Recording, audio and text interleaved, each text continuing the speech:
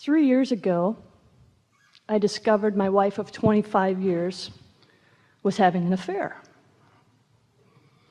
Spent about a year trying to change her mind about it,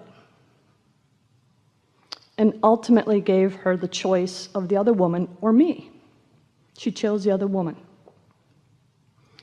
It's now been 2 years, and that was the catalyst for me to find your teachings, which in hindsight have now turned out to be a blessing. I had filed for divorce, and here we sit 2 years later, and neither one of us are pushing the agenda, doing anything about it, just kind of going about living our lives. I have decided that I will not date while I'm still married. Well, that's all right.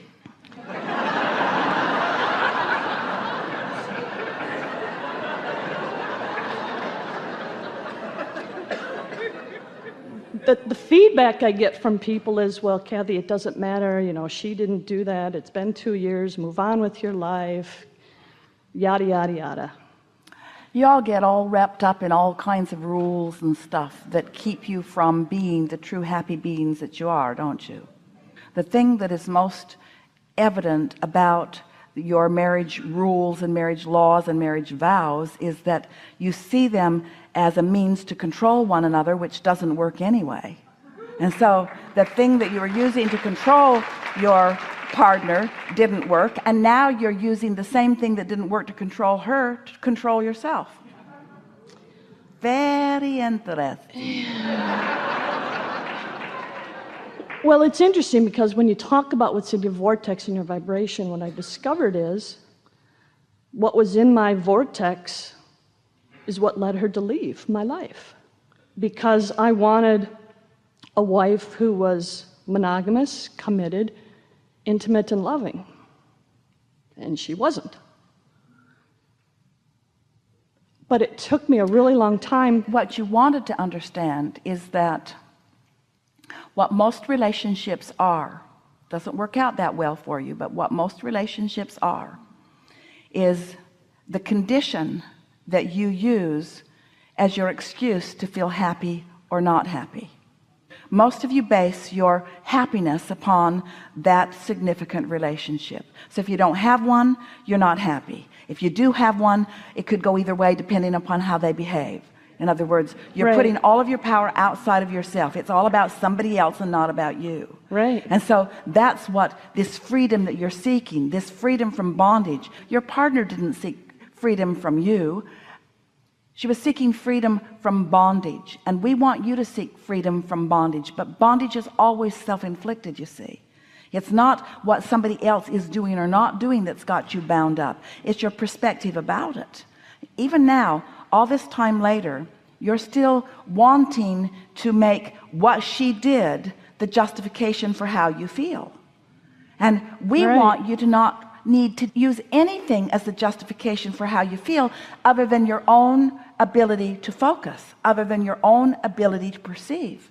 So why is it that I can't put closure to this and complete this divorce, or I don't want to?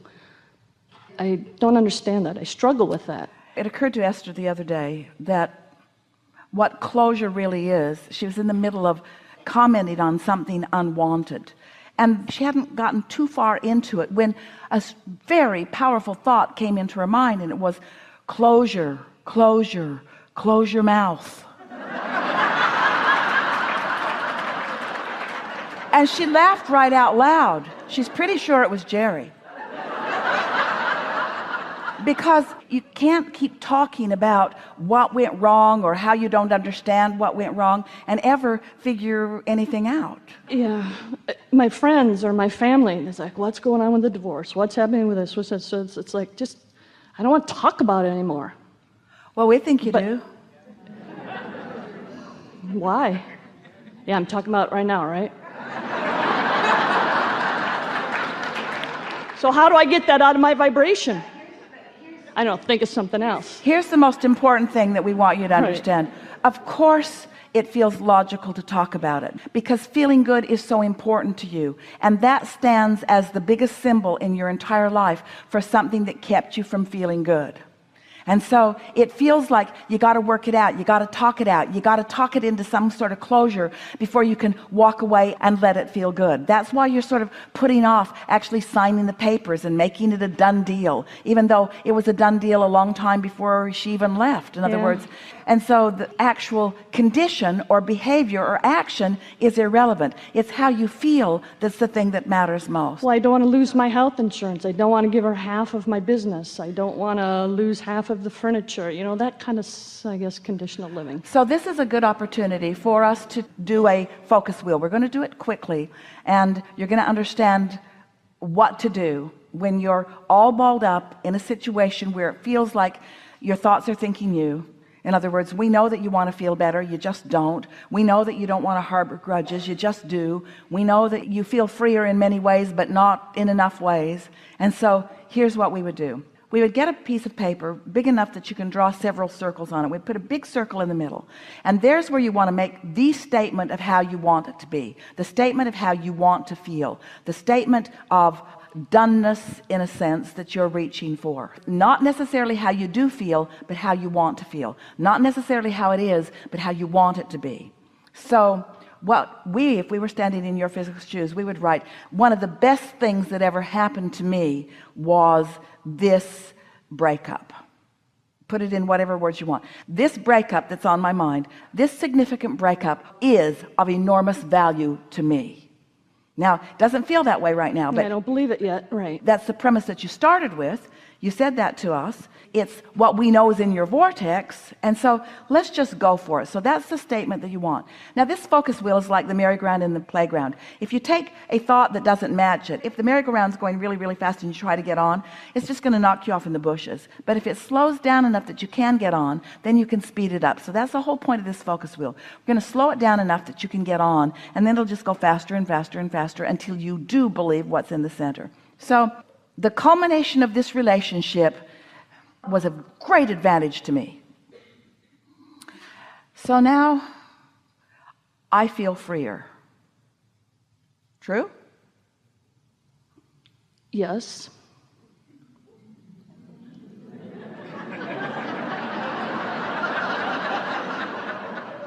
Did you believe that? No, you got knocked off in the bushes. It was too big of a thought, so it didn't get you there. So let's reach again. Can you think of anything that you believe that matches that? Anything at all? I have gained clarity from this experience. I've gained experience from this experience.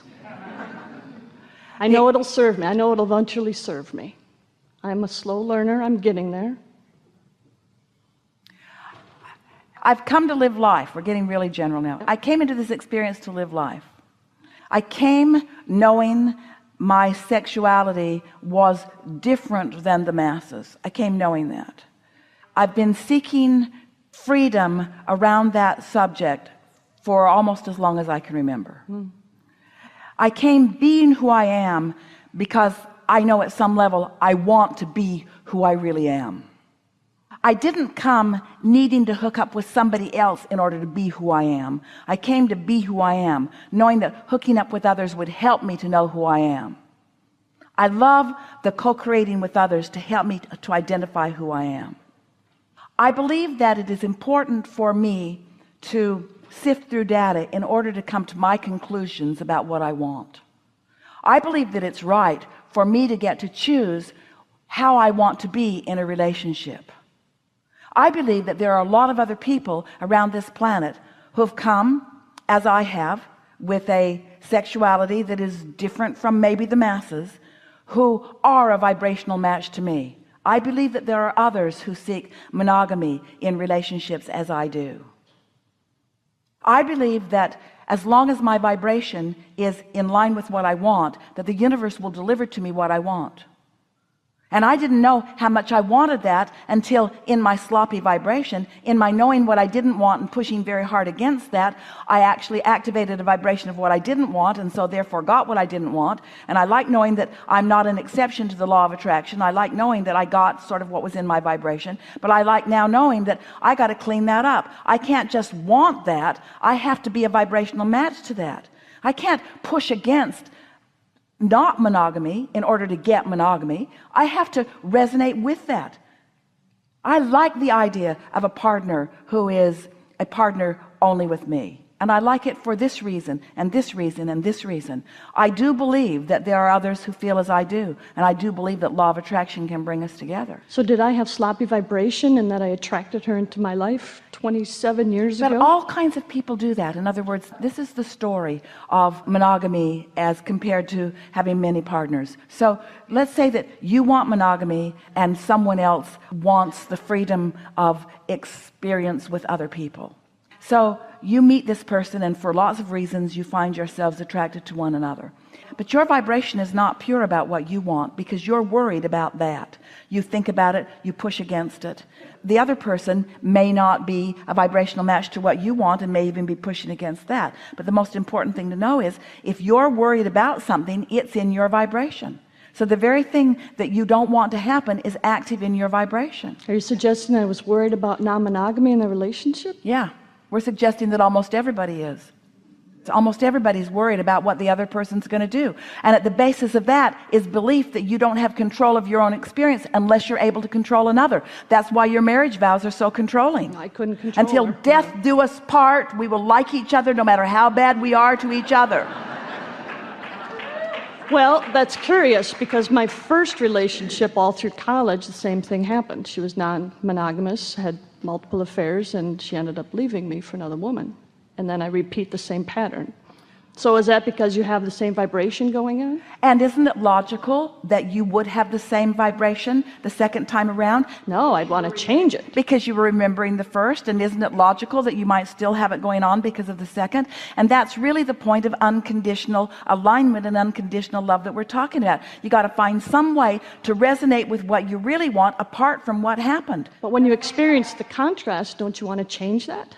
Well, of course you do. And that's step one already happened. You put all of that in your vortex, but you didn't stay true to your vortex. You worried more about what was going to happen.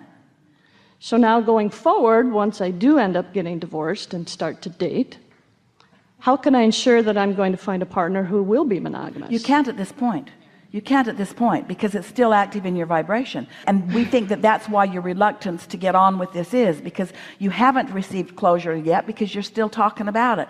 You're still pushing against it. You're still trying to make how you feel somebody else's fault. You're still trying to make where you are the fault of someone else. And until you accept that it was active in your vibration, and until you are certain that it's not active in your vibration, then you're right, you will repeat it again because you take yourself with you. People sometimes say, Abraham, this relationship isn't very good, do you think I should leave? And sometimes we say yes, maybe that is the path of least resistance, but remember, you'll be taking yourself with you. So now we think you better get out of town too because there's stuff in town you don't like. And now you got to get out of this state because there's stuff, but everywhere you go you sort of take who you are. So what you're wanting to say, what we've romped around this focus wheel to say is, I get to feel the way I want to feel, and I want to feel good about this. I get to make the choices that I want to make. It's not wrong for you to feel that way, and it's not wrong for her to feel that way. It's just that two people who didn't feel the same way matched up with each other and tried to control each other. That's what doesn't go well. This is a great big place with all kinds of people who are a vibrational match to what you want. But right now, you're not going to get what you want. You're going to get what you don't want because what you don't want is more active in your vibration because what you've been living has your undivided attention, or nearly so. This was a really good conversation. Well, thank you. Really good. Good time for a segment of peeing.